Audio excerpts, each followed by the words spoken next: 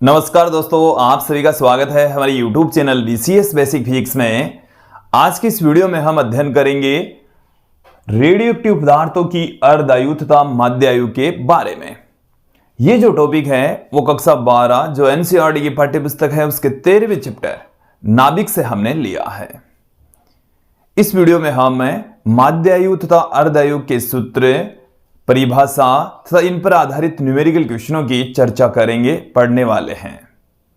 विद्यार्थियों, यदि आप हमारे YouTube चैनल पर नए हैं तो चैनल को सब्सक्राइब कर लीजिए, साथ में बेल आइकन भी दबा दीजिए ताकि आपको आगे की वीडियोज की नोटिफिकेशन मिलती रहे। अब इस वीडियो को स्टार्ट करते हैं और सबसे पहले बात करेंगे रेडियोएक्टिव पदार्थों की अर्ध आयु के बारे में। देखिए, सबसे पहले तो हम इस अर्ध आयु को देख लेते हैं, इसका मीनिंग क्या है। अर्ध का मतलब होता है आधा और आयु का मतलब यहां पर लाइफ से है। जो टोटल जो लाइफ है, एज है, उसकी आधी आयु है। नाम से तो इसका शाब्दिक अर्थ तो यही निकलता है, बट रेडियोएक्टिव पदार्थों की जो अर्ध आयु है उसका शाब्दिक अर्थ से लेना देना नहीं है। हम इसको थोड़ा सा डिफरेंट है। देखिए, मैं एक बार थोड़ा सा आपको बता भी देता हूं कि हमारे पास में जो भी रेडियोएक्टिव नाभिक है उनकी संख्या आधी होने में जितना भी समय लगता है उसको हम अर्धायु कहते हैं। क्लियर? मैं थोड़ा सा आपको रिवाइज करवा देता हूं कि रेडियोएक्टिव पदार्थ कौन से होते हैं, रेडियोएक्टिवता क्या होती है। हालांकि रेडियोएक्टिवता, रेडियोएक्टिव क्षय हमने लास्ट वीडियो में देख लिया है, पढ़ लिया है। थोड़ा सा मैं रिवाइज करवा देता हूं। देखिए, रेडियोएक्टिवता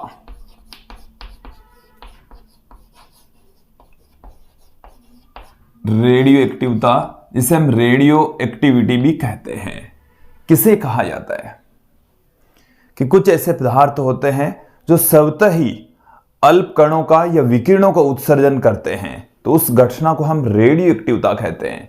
तो रेडियोएक्टिवता की घटना के दौरान अल्प कणों का, अति सूक्ष्म कणों का उत्सर्जन होता है। अति सूक्ष्म कण बाहर निकल सकते हैं, वो कण अल्फा कण या बीटा कण हो सकते हैं, या विकिरणों का उत्सर्जन होता है और विकिरणों के रूप में गामा विकिरणों का उत्सर्जन होता है। तो उस घटना को हम रेडियोएक्टिवता कहते हैं कि जब किसी पदार्थ में से स्वतः ही अति सूक्ष्म अल्प कणों का या विकिरणों का उत्सर्जन होता है तो उस घटना को हम रेडियोएक्टिवता कहते हैं, रेडियो एक्टिविटी कही जाती है। अब मैं यहां पर बात करता हूं रेडियोएक्टिव पदार्थ। तो जिन पदार्थों में रेडियोएक्टिवता की जो घटना है वो घटित होती है तो उन पदार्थों को हम रेडियोएक्टिव पदार्थ कहेंगे, रेडियोएक्टिव पदार्थ कहा जाएगा। तो वे पदार्थ जिनमें से अति सूक्ष्म कणों का या विकिरणों का उत्सर्जन होता है रेडियोएक्टिव पदार्थ कहलाते हैं। जैसे यूरेनियम है, थ्योरियम है, एक्टिनियम है, पोलोनियम है, रेडियम है, ये सब रेडियोएक्टिव पदार्थों के उदाहरण हैं। क्लियर? अब हम यहां पर अर्धायु की बात करेंगे। हम यहां पर ले रहे हैं एक रेडियोएक्टिव पदार्थ का नमूना। ये हमने ले लिया एक रेडियोएक्टिव पदार्थ का नमूना। नमूना का मतलब है थोड़ी सी हमने इसकी मात्रा ले ली है और इस रेडियोएक्टिव पदार्थ के नमूने में 100 नाभिक है, या आप 100 नाभिक को 100% ले सकते हैं। 100 नाभिक या उसकी 100% मात्रा हमने प्रारंभ में ले ली है। क्या होता है, कुछ समय के पश्चात इसकी जो मात्रा है वो 50% रह जाती है, अर्थात 50 नाभिक रह जाते हैं। तो जिस समय में रेडियोएक्टिव पदार्थ की नाभिकों की संख्या, प्रारंभ में नाभिकों की संख्या आधी रह जाती है तो उस समय को हम कहते हैं अर्ध आयु। समय को हम T½ से पुट करेंगे और इस समय को ही क्या कहा जाता है, अर्ध आयु कहा जाता है। क्लियर? तो अर्ध आयु की डेफिनेशन क्या है कि वह समय जिसमें रेडियोएक्टिव पदार्थों के नाभिकों की संख्या प्रारंभ में नाभिकों की संख्या की आधी रह जाए, अर्ध आयु कहलाती है। यह है इसकी डेफिनेशन। अब देखिए, जैसे मैं यहां पर कंसीडर कर लूं कि हमारे पास में जो रेडियोएक्टिव नाभिक है इसकी अर्ध आयु है 5 दिन। ये मैंने कंसीडर की है, कोई फिक्स नहीं है। सब जो रेडियोएक्टिव पदार्थ है उनकी अलग अलग अर्ध आयु होती है। जो हमने माना है वो है 5 दिन, कि यहां से 100% से 50% होने में 5 दिन लगे। हमें ऐसे लगता है कि 100% से 50% होने में 5 दिन लगे, तो अगले 5 दिन में ये 50% से 0% हो जाएगा, यही लगता है। बट रेडियो एक्टिव पदार्थों में ऐसा नहीं होता। फिर अगले 5 दिन में, मतलब अगली अर्धायु में जो भी नाभिक है उसके 50% हो जाएंगे। तो हमारे पास में यहां पर 50 नाभिक है और इनका 50% हो जाएगा, तो इनका जब 50% हो जाएगा तो 25% ही बचेगा, या 25 नाभिक ही बचेंगे। तो अगले 5 दिन में देखिए, ये समझ लीजिए, इसको आप अच्छे से समझ लीजिए कि एक अर्धायु के पश्चात नाभिक 50% रह जाते हैं, 2 अर्धायु के पश्चात 25% रह जाते हैं, और 3 अर्धायु के पश्चात 25% का भी आधा, मतलब 12.5% रह जाते हैं। क्लियर? इसी तरीके से चलता है। हर अर्धायु के पश्चात नाभिकों की संख्या प्रारंभ में जो भी नाभिक है उनकी आधी रह जाती है। जो भी आपके पास में नाभिक है उनकी आधी कर दीजिए तो वो अर्धायु के बराबर होगा। तो यहां तक समझ में आ जाना चाहिए। तो देखिए, अर्धायु की जो डेफिनेशन है वो क्या है कि वह समय जिसमें रेडियो एक्टिव नाभिकों की संख्या प्रारंभ में नाभिकों की संख्या की आधी रह जाए, अर्धायु कहलाती है, हाफ लाइफ कहलाती है। मैं अब डेफिनेशन आपके सामने रख देता हूं, फिर उसके पश्चात इसका फॉर्मूला भी देखेंगे।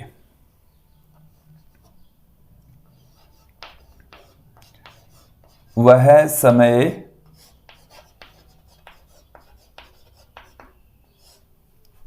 जिसमें रेडियो एक्टिव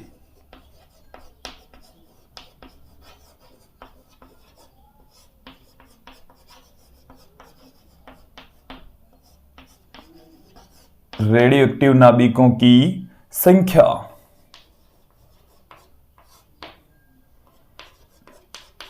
प्रारंभ में नाभिकों की संख्या की आधी रह जाती है,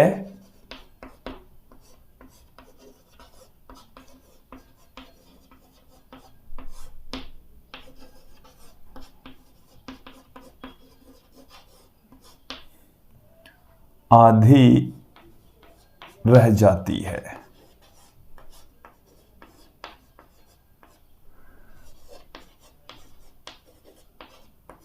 अर्ध आयु कहलाती है।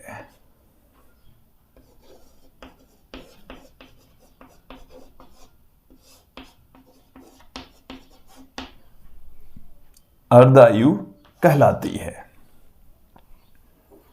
देखिए, हमने लास्ट वीडियो में रेडियो एक्टिव क्षयता का नियम पढ़ा है, चरघातांकी क्षय नियम पढ़ा है। उस नियम का प्रयोग करते हुए, उस फॉर्मूले का प्रयोग करते हुए हम यहां पर अर्धायु का सूत्र ज्ञात करने वाले हैं। देखिए, हम रेडियो एक्टिवता क्षयता के नियम से हम क्या जानते हैं?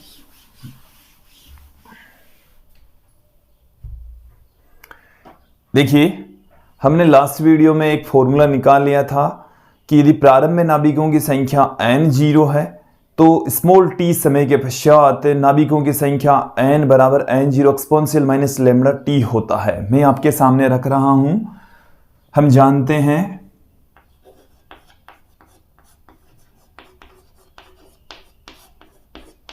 हम देखिए क्या जानते हैं, n बराबर n0 exponential minus lambda t जानते हैं। देखिए, मैं अब इन सब के बारे में जानकारी दे देता हूं कि ये क्या क्या है। n0 प्रारंभ में नाभिकों की संख्या है, प्रारंभ में नाभिकों की संख्या, नाभिकों की संख्या है। लैम्डा यहां पर क्षय नियतांक है और t समय के पश्चात शेष रहे जो नाभिक हैं वो n है। ये हमने लास्ट वीडियो में देख लिया है, पढ़ लिया है, आप वहां पर भी जाकर समझ सकते हैं। अब मैं यहां पर लेकर चल रहा हूं जब समय अर्ध आयु काल के बराबर है, जिसको हम t हाफ से पुट करेंगे। अर्ध आयु को किससे लिखा जाएगा? t half. इसके सबस्क्रिप्ट में हमने 1/2 लगा रखा है। ठीक है, जब समय कितना होता है t हाफ के बराबर, तो जो नाभिकों की संख्या है वो प्रारंभ में नाभिकों की संख्या की आधी रह जाएगी। तो जब समय आप टी हाफ लेंगे तब नाभिकों की संख्या प्रारंभ में नाभिकों की संख्या की आधी रह जाएगी। क्लियर? तो इसमें हम पुट कर देते हैं n की वैल्यू n0/2 हो जाएगी जब आप समय का मान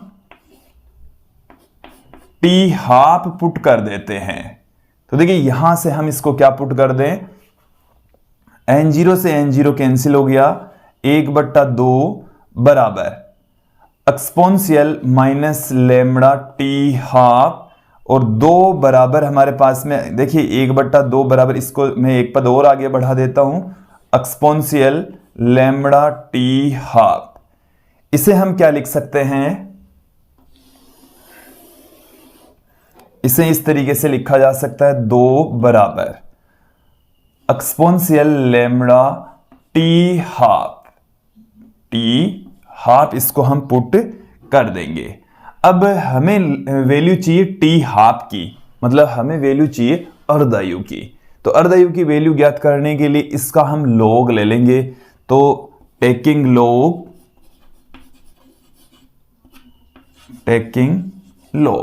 लॉग लेंगे तो हमें क्या मिल जाएगा, log 2 बराबर हमें प्राप्त हो जाएगा।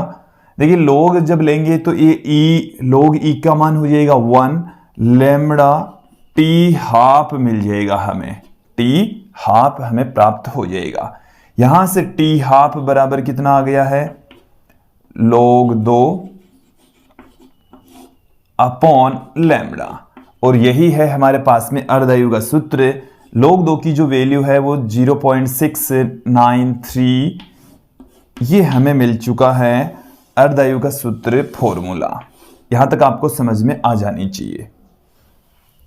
ये हमने फाइंड आउट कर लिया है किसी रेडियो एक्टिव नाभिकों के लिए अर्धायु का सूत्र। यहां से आप देखेंगे कि जो अर्धायु का मान है वो उस नाभिक के क्षय नियतांक पर निर्भर करता है। यह तो एक न्यूमेरिकल वैल्यू है, क्षय नियतांक जितना कम उसकी अर्धायु उतनी ही ज्यादा होगी। क्षय नियतांक और अर्धायु दोनों एक दूसरे के व्युत्क्रमानुपाती होते हैं। तो यहां तक समझ में आ जाना चाहिए। अब मैं यहां पर एक अर्धायु के लिए ही एक अन्य फॉर्मूला जो न्यूमेरिकल क्वेश्चन करते समय आपके यूज में आएगा, आपके सामने रख देता हूं। देखिए हम ये जानते हैं कि अर्धायु के पश्चात नाभिकों की संख्या प्रारंभ में नाभिकों की संख्या की आधी हो जाती है। तो किसी रेडियोएक्टिव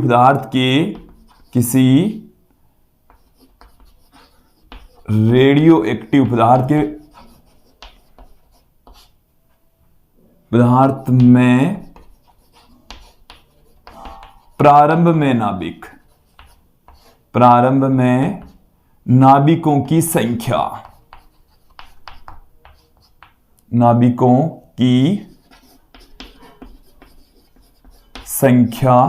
n0 है। प्रारंभ में नाभिकों की संख्या n0 के इक्वल है। अब मैं यहां पर लेकर चलूंगा कि एक अर्धायु के पश्चात नाभिकों की संख्या कितनी रह जाती है। तो एक अर्धायु के बाद नाभिकों की संख्या,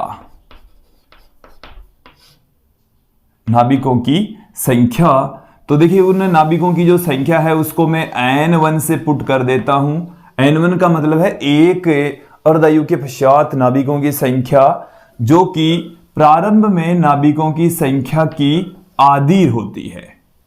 प्रारंभ में नाभिकों की संख्या n0, तो n1 का मान n0/2 हो जाएगा। इसे हम इस तरीके से भी लिख सकते हैं, n0 इंटू में हाफ।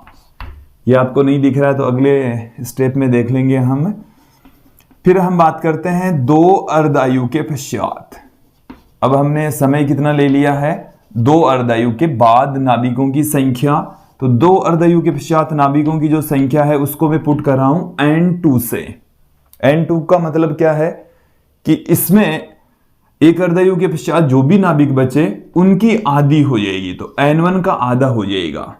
तो n1/2, और n1 की वैल्यू किसके इक्वल है, n0 हाफ के इक्वल है, एक हाफ यहां पर और आ गया, तो n2 का मान हमें कितना मिल चुका है, n2 का मान मिल गया हमें n0 इंटू 1/2 की घात 2, ये प्राप्त हो चुका है। क्लियर। इसी प्रकार से आप देखेंगे 3 अर्धायु के पश्चात हमने समय कितना ले लिया, 3 अर्ध आयु ले लिया है, और 3 अर्धायु के पश्चात नाभिकों की जो संख्या है वो हमारे पास में है n3, जो कि n2/2 के इक्वल होगी। n2 के अंदर 2 का भाग लगा देंगे तो 3 अर्धायु के पश्चात नाभिकों की संख्या प्राप्त हो जाएगी। इसमें हम 2 का और भाग लगा दें, और 2 का जब और भाग लगाएंगे तो 1/2 की घात कितनी आ जाएगी हमारे पास में, 3 आ जाएगी। तो n0 हाफ की घात कितनी आ गई है, 3। क्लियर। इसी प्रकार से यदि हम बात करें n अर्धायु, स्मॉल n ले रहा हूं मैं, n अर्धायु के बाद नाभिकों की संख्या, n अर्धायु के पश्चात नाभिकों की संख्या को मैं n ले लेता हूं, तो वो हो जाएगी n0 1/2 की घात स्मॉल n के इक्वल। ये जो स्मॉल n है वो है अर्धायु कालों की संख्या। तो यहां पर n अर्धायु काल लिए हैं हमने, तो हमारे पास में ये वाला फॉर्मूला आ गया। तो ये वाला जो सूत्र है n/n0 बराबर 1/2 की घात n, ये न्यूमेरिकल क्वेश्चन करते समय आपको यूज में लेना है, समझना है। यहां पर ये जो n है वह है अर्धायु कालों की संख्या, अर्धायु कालों की संख्या है ये। देखिए अर्धायु कालों की संख्या कैसे फाइंड आउट करते हैं, यदि आपके पास में अर्धायु काल पता हो और कुल आयु पता हो, कि जैसे मान लीजिए कि किसी नाभिक की जो अर्धायु काल है वो है 5 दिन, और हमें ये पूछे कि 30 दिन बाद में नाभिकों की संख्या कितनी रह जाती है, 30 दिन पश्चात नाभिकों की संख्या कितनी रह जाएगी, तो वो कैसे फाइंड आउट करेंगे। तो उसके पीछे हमारे को पहले तो अर्धायु कालों की संख्या निकालनी है। तो अर्धायु काल है 5 दिन, और 30 दिन में कितने अर्धायु काल हो जाएंगे, 30 के अंदर 5 का भाग लगा देंगे, हमारे पास में 6 अर्धायु काल आ जाएंगे, स्मॉल n की वैल्यू आ जाएगी। तो जो कुल समय है वो हमारे पास में होगा अर्धायु कालों की संख्या इंटू अर्धायु काल, इंटू अर्धायु काल। तो अर्धायु कालों की संख्या स्मॉल n बराबर हमें मिल जाएगा स्मॉल t बट्टे में t हाफ, ये हमें प्राप्त हो जाएगा। तो इसमें से यहां से हम n का मान निकाल कर यहां पुट कर देंगे तो हमें मिल जाएगा n अर्धायु काल के पश्चात नाभिकों की संख्या। यहां से इस फॉर्मूले को यूज में लेंगे। मैं एक न्यूमेरिकल क्वेश्चन यहां पर आपको बता देता हूं इसी सूत्र पर आधारित, ताकि आप इसे बेटर तरीके से समझ सकें।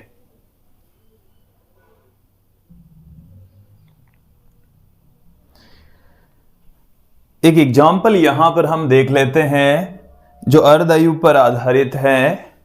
देखिए क्वेश्चन समझ लीजिए कि बीटा क्षय के द्वारा ट्राइटियम की अर्धायु 12.5 वर्ष है, तो 50 वर्ष बाद शुद्ध ट्राइटियम के नमूने का कितना अंश अविघटित रहेगा। देखिए एक बार समझ लीजिए, हमारे को ट्राइटियम दे रखा है, ये एक रेडियो एक्टिव पदार्थ होता है और इसमें से बीटा कणों का उत्सर्जन हो रहा है, मतलब इलेक्ट्रॉन या पॉजिट्रॉन का उत्सर्जन हो रहा है, और उसके उत्सर्जन के पश्चात जो अर्धायु है वो 12.5 वर्ष प्राप्त होती है। तो ट्राइटियम की जो अर्धायु है वो 12.5 वर्ष है। हमें ये पूछा है कि 50 वर्ष के बाद में उसकी कितनी मात्रा अविघटित रह जाएगी।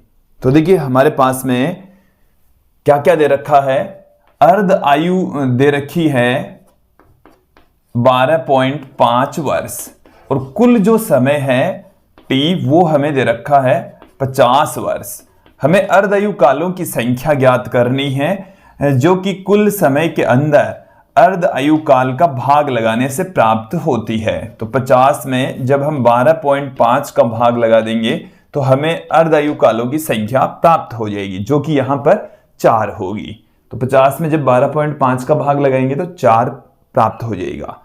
अब हमें अविघटित नाभिकों की संख्या का अंश चाहिए तो हम जानते हैं n अपॉन में n0 बराबर होता है 1/2 की घात स्मॉल n। तो यहां पर यह है n जो कि स्मॉल n अर्धआयु काल के पश्चात नाभिकों की संख्या है, जो कि n0 इंटू 1/2 की घात n के इक्वल प्राप्त हो जाएगी। देखिए यहां से हमें क्या मिल जाएगा, n बराबर n0 1/2 स्मॉल n की जो वैल्यू है वो है 4। तो जब स्मॉल n की वैल्यू 4 है तो इसमें वैल्यू रख दीजिए। तो 2 की घात जब 4 फाइंड आउट करेंगे तो हमें 16 प्राप्त हो जाएगा। 2 को 2 से गुणा करेंगे 4, 4 को 2 से करेंगे 8, 8 को 2 से करेंगे तो 16 आ जाएगा। तो प्रारंभ में जो नाभिक हैं उनकी संख्या का 1/16 हिस्सा रह जाएगा, 16वां हिस्सा शेष रह जाएगा। तो इसका आंसर क्या है, 16वां हिस्सा शेष रह जाएगा। और यदि प्रतिशत में मात्रा पूछी जाए कि भाई कितना परसेंटेज हिस्सा शेष रह जाएगा अविघटित नाभिक होगा, तो यहां पर इस n0 को आप 100 ले लीजिए, 100 के अंदर 16 का भाग लगाकर भी इसका सॉल्यूशन निकाल सकते हैं। मैं यहां पर एक और क्वेश्चन आपके सामने रख देता हूं कि जैसे हमें सीधा क्षयांक दे रखा हो या स्यांक पूछा हो, अर्धायु दे रखी हो, तो भी हम यहां से ज्ञात कर सकते हैं। देखो कैसे कि रेडियम हमें दे रखा है और रेडियम की, अगला मैं क्वेश्चन ले रहा हूं, रेडियम की अर्धायु हमें 1600 वर्ष दे रखी है। कितनी वर्ष दे रखी है, 1600 वर्ष है। क्लियर। हमें क्षयांक पूछा है, क्षयांक क्षय नियतांक एक ही बात है। हम क्या जानते हैं, टी हाफ जो कि 1600 वर्ष दे रखी है। टी हाफ का फॉर्मूला क्या होता है, 0.693 अपॉन लैम्डा होता है, अपॉन लैम्डा। तो यहां से लैम्डा बराबर क्या आ जाएगा, 0.693 अपॉन टी हाफ, 0.693 अपॉन जो टी हाफ है इसकी वैल्यू हमें क्वेश्चन में दे रखी है 1600 वर्ष। तो देखिए क्षय नियतांक का जो मात्रक है वो प्रति सेकंड होता है और यहां पर हम वर्षों में इस टी हाफ की वैल्यू पुट कर रहे हैं, तो इस क्षय नियतांक का मात्रक प्रति वर्ष आएगा, प्रति वर्ष में आएगा। तो यहां से मैं देखिए इसको किस प्रकार से लिख सकता हूं, ध्यान दीजिए कि 0. में इसको 69.3 बट्टे में 16, तो 2 स्थान मैंने इधर इस पॉइंट को किसका है, तो 10 की घात -2 आ गई और 10 की घात 2 यहां से ऊपर जाएगी तो 10 की घात -4 आ गई, 10 की घात -4। देन फाइनली अब हमें लैम्डा मिल रहा है, 16 का इसमें भाग लगाएंगे तो 4 बार में 64 चला गया, 5 53, तो 3 बार में 48 आ गया, फिर 50, फिर 3 आएगा, गुणा 10 की घात -4। ये इसका जो मात्रक है वो भी आप ध्यान में रखें, प्रति वर्ष इसका मात्रक है। इसका मात्रक क्या है, प्रति वर्ष। क्लियर। तो ये था हमारा एक अन्य एग्जाम्पल। आप यदि इसको सेकंड में कन्वर्ट करना चाहें तो इसी जगह पर 1600 को आप किससे गुणा कर दीजिए, 365 इंटू 24 इंटू 60 से, ठीक है। या आप 86,400 से भी गुणा कर सकते हैं, वो सीधे सेकंड होती है एक वर्ष के अंदर, एक दिन के अंदर, फिर उसको 365 से मल्टीप्लाई कर दीजिए। अब देखिए मैं एक और तरीका ले लेता हूं यहां पर, जिसकी सहायता से हम अर्धायु को, देखो कैसे हमें अब की बार है, मैं एक क्वेश्चन ले रहा हूं यहां पर कि जैसे हमारे को क्वेश्चन दे रखा है कि 15 वर्ष बाद, 15 वर्ष, ये मैं क्वेश्चन ले रहा हूं, 15 वर्ष बाद रेडियो एक्टिव पदार्थ के नमूने की, रेडियो एक्टिव पदार्थ के नमूने की 1/64 1/64 नमूने का 1/64 अंश रह जाता है, अंश रह जाता है, तो अर्धायु ज्ञात कीजिए। अर्धायु कितनी होगी? एक बार इस क्वेश्चन को समझ लीजिए। हमारे पास में एक रेडियो एक्टिव पदार्थ दे रखा है और यह बता रखा है कि 15 वर्ष के पश्चात उसकी जो मात्रा है वो अपनी प्रारंभिक मात्रा की 1/64 गुना रह जाती है या 64वां हिस्सा उसका रह जाता है, तो उसकी अर्धायु कितनी होगी? यदि हम ये कंसीडर कर लें कि प्रारंभ में नाभिकों की संख्या n0 है, प्रारंभ में नाभिकों की संख्या कितनी है? n0, तो 15 वर्ष के पश्चात जो नाभिकों की संख्या है वो n0 का 64वां हिस्सा रह जाएगा। तो n का मान है n0/64। हमें किसकी वैल्यू ज्ञात करनी है? t½ की वैल्यू ज्ञात करनी है। तो देखिए हम जानते हैं n/n0 बराबर जानते हैं 1/2 की घात n। तो यहां से हम अर्धायु कालों की संख्या निकालेंगे। हमें कुल समय दे रखा है 15 वर्ष, तो वहां से हम अर्धायु काल निकालेंगे। तो देखिए इस n का मान कितना है? n का मान हमारे पास में है n0/64। यहां पर एक n0 पड़ा ही है, 1/2 की घात हमारे पास में है n0 से n0 कैंसिल हो गया, n0 से n0 क्या हो गया? कैंसिल। तो 1/64 बराबर हमें दे रखा है, आगे हमारे पास में 1/2 की घात n। 1/64 को मैं क्या लिख दूं? 1/64 को मैं लिख सकता हूं यहां से 1/2 की घात 6। देखिए हमें 1/2 की घात की पदों में लिखना है ताकि दोनों तरफ से तुलना की जा सके। तो 1/2 की घात 6 करोगे तो 1/64 आ जाएगा, जो कि किसके बराबर है? 1/2 की घात n के। तो यहां पर n बराबर आ गया 6। यह आ गई अर्धायु कालों की संख्या। अर्धायु कालों की संख्या हमें, चलिए मैं यहां पर ले लेता हूं, t बराबर दे रखा है 15 वर्ष। t की वैल्यू हमें 15 वर्ष दे रखी है और n बराबर हमारे पास में आ गया है 6। n में अब अर्धायु काल निकाल रहा हूं, तो अर्धायु काल बराबर होगा हमारे पास में कुल समय। तो कुल समय t, उसमें अर्धायु कालों की संख्या का भाग लगा दीजिए, तो अर्धायु काल हमें प्राप्त हो जाएगा। तो 15 के अंदर जब हम 6 का भाग लगाएंगे तो 2.5 वर्ष हमें प्राप्त हो जाएगा। तो ये कुछ क्वेश्चन थे जो अर्धायु पर आधारित थे, और यदि इन तीनों तरीके के क्वेश्चन आपने देख लिए तो अर्धायु पर आधारित सभी क्वेश्चंस आप आराम से इजी तरीके से सोल्व कर सकते हैं। तो ये अर्धायु का पार्ट यहां तक खत्म हो गया है। इसके पश्चात हम माध्य आयु की ओर चलेंगे और अंत में हम रेडियो एक्टिव क्षय वक्र की भी चर्चा करेंगे।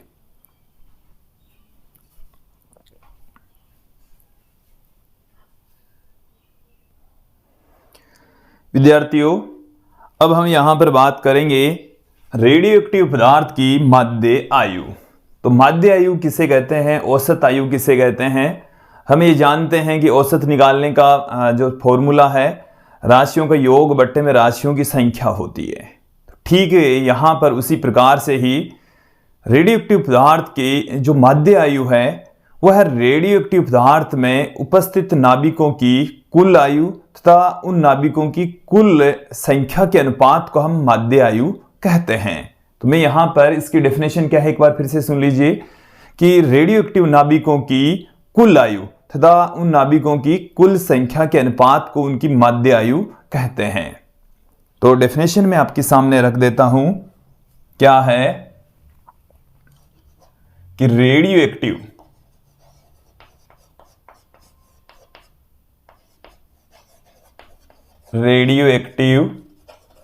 नाभिकों की कुल आयु तथा नाभिकों की कुल संख्या के अनुपात को नाभिकों की कुल संख्या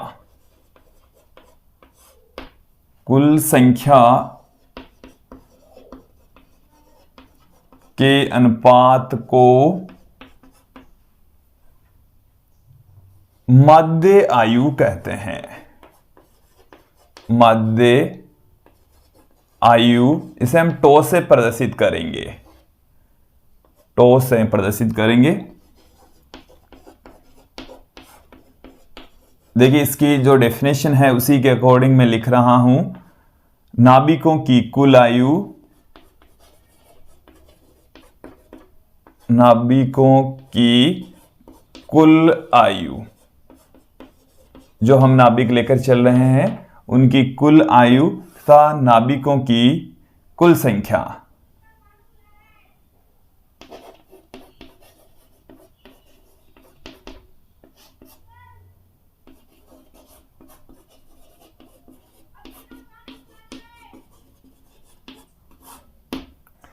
देखिए यहां पर हम सबसे पहले नाभिकों की कुल आयु ज्ञात करते हैं। तो देखो नाभिकों की कुल आयु कैसे ज्ञात करेंगे। हम यहां पर प्रारंभ में नाभिक लेकर चलेंगे n0 और t समय के पश्चात उनकी संख्या n रह जाएगी। तो देखिए यहां से मैं लिख रहा हूं एक एक करके, इन सबको आप समझने का प्रयास करेंगे। तो देखिए क्या है, रेडियो एक्टिव नाभिकों की जो संख्या है वो हम n0 लेकर चलते हैं।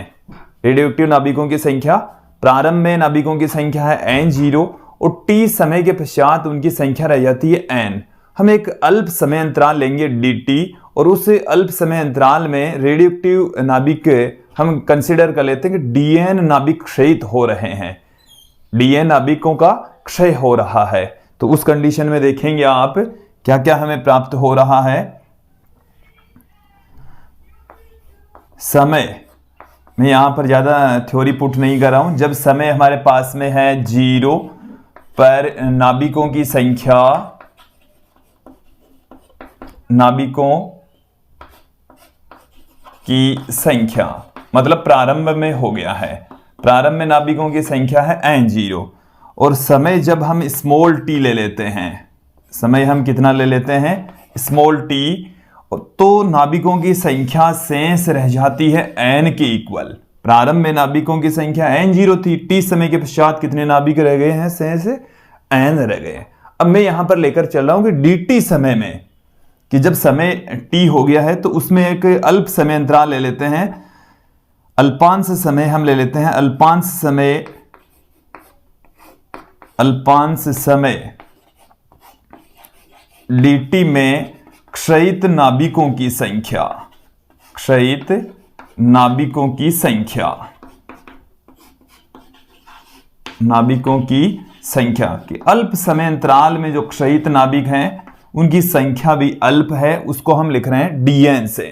अब मेरी बात को सुनना समझना, हमें नाभिकों की कुल आयु ज्ञात करनी है, नाभिकों की कुल आयु।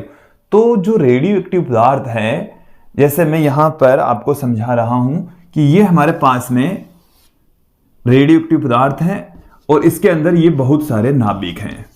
तो इनमें क्या होता है, नाभिक, रेडियो एक्टिव नाभिकों का क्षय होता है। तो कुछ नाभिक तो ऐसे ही होते हैं, जैसे हमने यहां पर n0 नाभिक लिए, तो जैसे ही समय स्टार्ट होता है तो इनमें से कुछ नाभिक तो ऐसे होंगे कि उनका क्षय तुरंत हो गया, तुरंत समय स्टार्ट हुआ तो तुरंत हो गया, तो उसकी जो आयु है वो तो बहुत कम, 0 के बराबर ही होगी। और कुछ नाभिक ऐसे होते हैं जो 1 मिनट के बाद में क्षयित हो जाते हैं, कुछ 2 मिनट के बाद में, 3 मिनट के बाद में, इसी प्रकार से कुछ 1 दिन में होते हैं। तो ऐसा नहीं है कि भाई एक जो नाभिक है वो तो 1 सेकंड में हो गया तो बाकी के भी 1 सेकंड में होंगे, ऐसा नहीं है। इनमें से कुछ नाभिकों का क्षय तो तुरंत हो जाता है और कुछ नाभिकों का क्षय धीरे धीरे होता है, चाहे कोई सा भी रेडियो एक्टिव नमूना क्यों ना हो, चाहे उसकी अर्धायु चाहे कितनी भी क्यों ना हो, चाहे अर्धायु माइक्रो सेकंड में भी हो ना, तो उसमें से कुछ जो नाभिक हैं उनका क्षय होने में समय लगता है। यदि अर्धायु का मतलब है आधी नाभिक क्षयित हो गए, बट जो शेष आधे रह गए हैं उनको क्षय होने में समय लग रहा है। Are you understand? समझ में आ रहा होगा। एक बार फिर से मैं समझाता हूं, जैसे मैं एक एग्जांपल के जरिए समझा देता हूं। n0 नाभिक हमारे पास में थे और इनकी अर्धायु में मान लेता हूं कि भाई 5 दिन है, तो पहले जो नाभिक हैं पहले सेकंड से ही क्षय होना उनका प्रारंभ हो जाता है और 5 दिन में उनकी संख्या आधी रह जाती है। फिर अगले 5 दिन में n0/4 रह जाती है, फिर अगले 5 दिन में n0/8 8 हो जाती है। और कुछ नाभिक तो ऐसे रहते हैं जो कई दिनों तक क्षयित नहीं होते, तो उनकी जो आयु है वो तो बहुत ज्यादा होती है। कुछ नाभिक ऐसे होते हैं जो बहुत लंबे समय तक क्षयित नहीं होते, और कुछ नाभिक ऐसे होते हैं वो जीरो समय में ही, मतलब लगभग जीरो, जैसे ही हमने समय स्टार्ट किया तुरंत क्षयित हो जाते हैं। इसका मतलब ये हुआ है कि इनमें से कुछ नाभिकों की जो आयु है, मैं सिर्फ आयु की बात कर रहा हूं, कुछ नाभिकों की आयु तो है 0, और उनमें से कुछ नाभिकों की जो आयु है वो है अनंत। कुछ नाभिक तो तुरंत क्षयित हो जाते हैं। 0 समय से जैसे जैसे समय बढ़ता है नाभिक क्षयित होते चले जाते हैं, नाभिकों का क्षय जारी है, और 0 समय से स्टार्ट हो जाता है, अनंत समय तक चलता रहता है। तो कुछ नाभिकों की आयु 0 वर्ष है, 0 सेकंड है, और कुछ नाभिकों की जो आयु है वो अनंत है। ठीक है, ये क्लियर हो जाना चाहिए, तभी ये समझ में आएगा। अब देखिए हमने क्या लिया है कि जब समय t हो गया तब नाभिक रह गए n, और उसी समय हमने एक समय अंतराल ले लिया dt, और उस dt समय अंतराल के अंदर dn नाभिक सहित हो गए। तो इन dn नाभिकों की आयु कितनी होगी? देखो मेरी बात सुन लीजिए कि समय जैसे ही 0 से स्टार्ट हुआ, 0 से स्टार्ट होते होते नाभिकों का क्षय हो रहा है, और जब समय t पर पहुंचा, समय कितना हो गया t, तो t समय पर जो t पर हमने क्या ले लिया, एक छोटा सा समय अंतराल ले लिया dt, तो उस dt के अंदर dn नाभिक क्षयित हो गए। कितने नाभिक क्षयित हो गए? dn नाभिक। तो इन dn नाभिकों की जो आयु है वो इस समय t के बराबर है, इस समय t के बराबर है, क्योंकि 0 से समय t तक रहा तो ये t समय तक तो जिंदा रहे, और जो t समय के बाद में ये क्षयित रहे, सहित हुए, तो इनकी जो आयु है वो t इंटू dn के बराबर है। तो dn नाभिकों की जो आयु है वो कितनी हो जाएगी? Small t into dn। ये समझ रहे आपको कि dn नाभिकों की कुल आयु, मैं सिर्फ dn नाभिकों की लिख रहा हूं, तो वो है t इंटू dn के इक्वल, t इंटू dn के इक्वल। हमें चाहिए नाभिकों की कुल आयु, तो नाभिकों की कुल आयु, तो कुछ नाभिक तो 0 सेकंड में ही क्षयित हो जाते हैं, और कुछ नाभिक अनंत समय तक रहते हैं। तो इसके लिए हम क्या कर देंगे, इसका इंटीग्रेशन कर देंगे। तो देखिए क्या मिलेगा, सभी नाभिकों की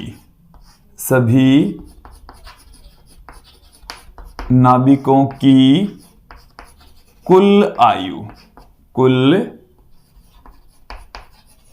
आयु, तो देखिए कुछ नाभिकों की आयु 0, कुछ की अनंत, तो t इंटू dn से, ये देखिए n नाभिकों की तो आयु है t इंटू dn, तो सभी नाभिकों की आयु के लिए हम क्या कर देंगे, इसको इंटीग्रेट कर देंगे, 0 से लेकर अनंत तक हमने इसका इंटीग्रेशन कर दिया है। अब इसकी वैल्यू हम पुट कर रहे हैं टो में टो बराबर हम क्या जानते हैं, नाभिकों की कुल आयु, तो नाभिकों की कुल आयु हमने लिखी है 0 से अनंत t dn अपॉन नाभिकों की कुल संख्या जो कि हमने प्रारंभ में लेकर चले थे n0, यही है नाभिकों की कुल संख्या।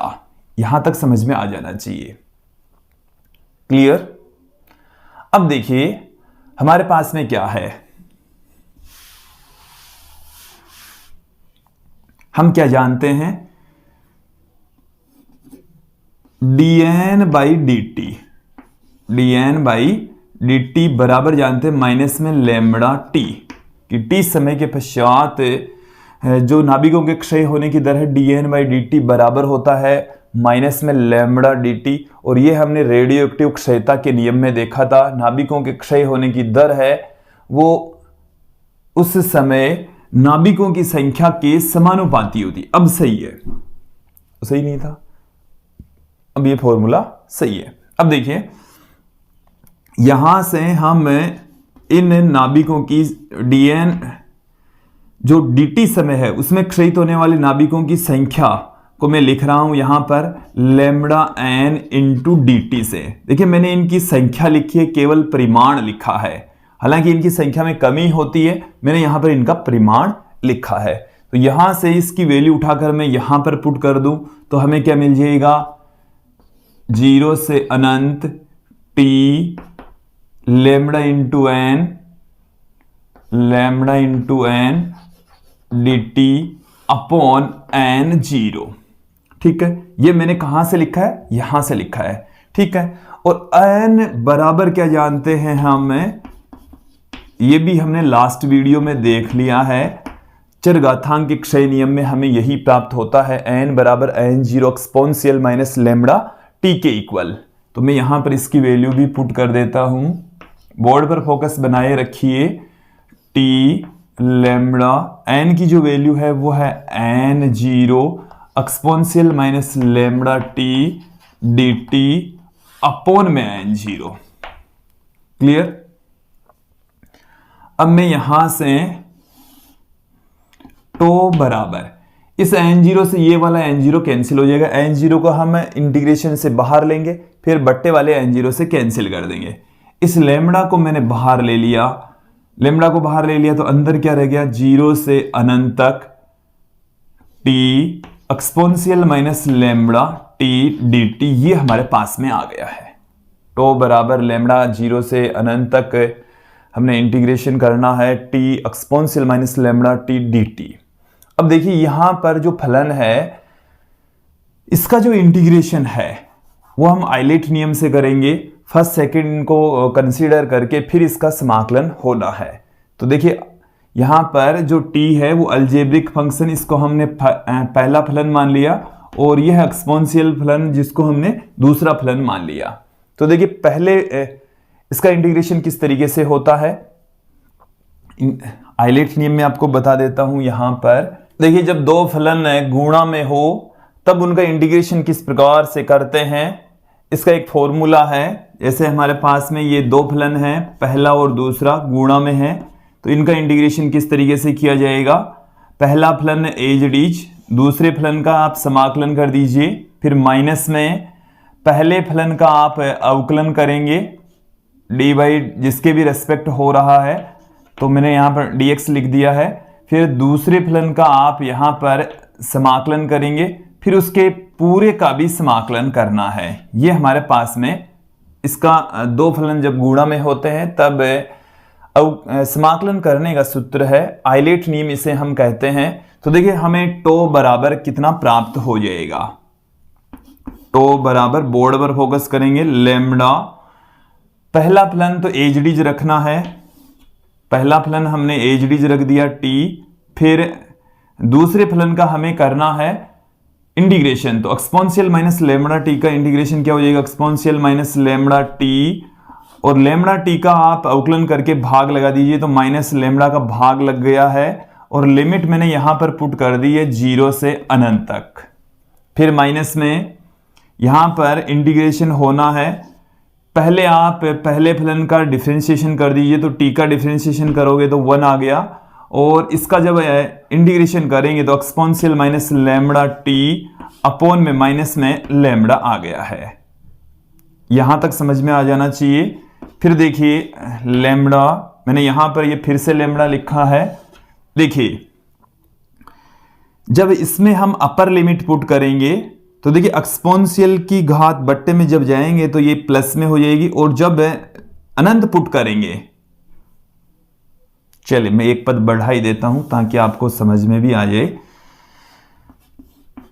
मैं यहां से इसको इस तरीके से पुट कर रहा हूं, टी बट्टे में minus lambda exponential lambda T zero से अनंत तक, माइनस माइनस हो जाएगा प्लस, एक बट्टे में लेमड़ा जीरो से, अब यहां तो हमने ले लिया है इसको बाहर, तो माइनस माइनस हो गया प्लस, और लेमड़ा आ ही गया। एक्सपोनेंशियल माइनस लेमड़ा टी का फिर से हम इंटीग्रेशन करेंगे तो हमें क्या मिलने वाला है, एक्सपोनेंशियल माइनस लेमड़ा टी, फिर माइनस में लेमड़ा, लिमिट लगा दी हमने जीरो से अनंत तक। अब देखिए यहां से समझने का प्रयास करेंगे, लेमड़ा अपर लिमिट पुट करेंगे तो टी का मान जब यहां पर रखेंगे तो इसकी घात हो गई अनंत, और किसी भी राशि की घात यदि अनंत है तो उसका मान अनंत हो गया, और 1/अनंत क्या आ गया, 0। तो अपर लिमिट पुट करेंगे तो 0 आ गया। फिर माइनस का साइन लगाकर लोअर लिमिट में t के स्थान पर फिर से 0 पुट करेंगे तो यहां पर 0 पुट करते 0 आ गया। तो ये तो पूरा का पूरा ही मान कितना हो जाएगा, 0 हो जाएगा। फिर यहां से देखिए 1/लैम्बडा और माइनस में ये लैम्बडा है तो माइनस में हमारे पास में 1/लैम्बडा का स्क्वायर आ गया। अब इसमें हम लिमिट पुट करेंगे, तो लिमिट पुट करेंगे तो अपर लिमिट पुट करेंगे तो 0 हो जाएगा, फिर लोअर लिमिट पुट करेंगे तो उसका मान 1 हो जाएगा। तो यहां से माइनस माइनस प्लस में आ जाएगा, तो लैम्बडा इंटू में 1/लैम्बडा स्क्वायर बराबर 1/लैम्बडा हमें मिल चुका है, प्राप्त हो चुका है। तो विद्यार्थियों इस इंटीग्रेशन का जो मान है ना वो हमें प्राप्त होता है 1/लैम्बडा स्क्वायर। फाइनली इसका जो मान आएगा वो 1/लैम्बडा आएगा। ठीक है, इंटीग्रेशन यदि आप नहीं समझ पाते हैं, बायो के स्टूडेंट हैं, थोड़ा कम ही समझ पाएंगे इसमें, तो देखिए कोई बात नहीं है, आप यहां से इसको इस तरीके से लिख दीजिए, यहां तक तो करना ही पड़ेगा। फिर उसके पश्चात आप इसका इंटीग्रेशन सीधा पुट कर दीजिए, लैम्बडा इंटू 1/लैम्बडा स्क्वायर। तो यहां से लैम्बडा कैंसिल हो जाएगा, 1/लैम्बडा आ जाएगा। तो किसी रेडियो एक्टिव पदार्थ की जो माध्य आयु है वो क्षय नीतांक व्युत्क्रमानुपाती होती है, सही नीतांक व्युत्क्रम के बराबर होती है, क्षय नीतांक के व्युत्क्रम के इक्वल होती है, बिल्कुल इक्वल होती है। क्लियर, यहां तक समझ में आ जाना चाहिए। अब मैं यहां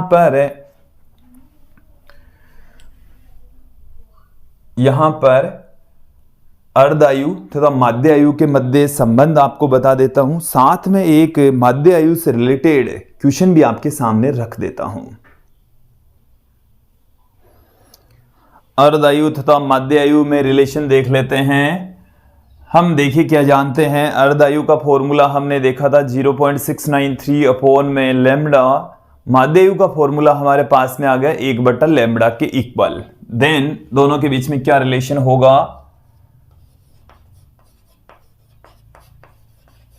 अर्धायु हमने देखी है t हाफ बराबर 0.693 अपॉन लैम्बडा के इक्वल, और किसी रेडियो एक्टिव पदार्थ की जो माध्य आयु है वो हमने प्राप्त की है टो बराबर 1/लैम्बडा के इक्वल। तो यहां से हम इस लैम्बडा का मान उठाकर यहां से 1/टो पुट कर देते हैं, तो t हाफ बराबर हमारे पास में आ गया 0.693। जब हम इस लैम्बडा का मान रखेंगे तो 1/टो हम यहां पर पुट कर देंगे, तो टो यहां से ऊपर चला गया, तो 0.693 टो। माध्य आयु का 0.693 गुणा होगा अर्धायु। इसे हम ऐसे भी लिख सकते हैं, टो बराबर t हाफ अपॉन 0.693 बराबर 1.44 t हाफ हमें प्राप्त होता है। क्लियर, देखिए अब एक आधा न्यूमेरिकल आपके सामने रख देते हैं जो कि माध्य आयु पर आधारित हो। मैं यहां पर लेकर चल रहा हूं, जैसे हमने एक एग्जांपल लिया रेडियम की अर्धायु। रेडियम की जो अर्धायु है वो 1600 वर्ष है। रेडियम की अर्धायु कितनी है, 1600 वर्ष है। तो यदि हमें माध्य आयु पूछें टो का मान कितना होगा, तो देखिए टो बराबर हमारे पास में कितना होता है 1.44 टी हाफ, ये हमने निकाला यहां पर। तो यहां से इसको 1.44 से मल्टीप्लाई कर देंगे तो हमें क्या मिल जाएगा, इसकी माध्य आयु प्राप्त हो जाएगी। तो देखिए 16 को 4 से गुणा करेंगे 64 आ गया, 16 को 64 और 6 कितना हो गया 70, 7 हो गया, 16 और 7 हमारे पास में हो गया 23। इतने वर्ष इसकी माध्य आयु होगी।